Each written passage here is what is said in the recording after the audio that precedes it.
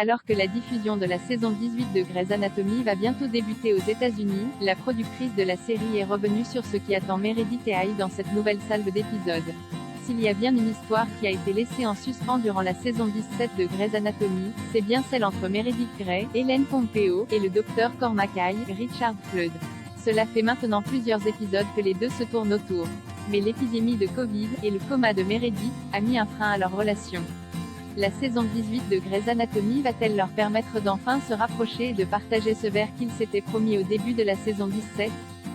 Selon la productrice de la série, Meg Marini, il va encore falloir prendre son mal en patience. Si les téléspectateurs ont eu le temps de digérer le décès de son dernier amour, DeLuca, ce n'est pas forcément le cas pour Meredith.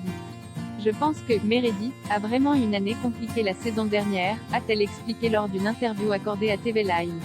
Même si elle était dans un lit, pendant une grande partie de la saison 17 alors qu'elle luttait contre le Covid, elle vient toujours juste de perdre DeLuca. En clair, la dernière chose à laquelle pense Meredith maintenant qu'elle reprend le travail au Grey Sloan, c'est de se lancer dans une nouvelle histoire d'amour qui aurait du mal à rivaliser avec ce qu'elle a pu vivre avec Derek.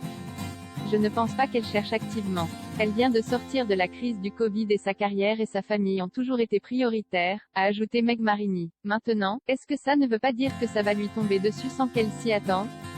Je pense que Meredith est ouverte à la possibilité d'une relation mais elle ne la cherche pas du tout. La saison 18 de Grey's Anatomy revient dès ce jeudi 30 septembre sur ABC, et verra le retour de personnages emblématiques des saisons précédentes.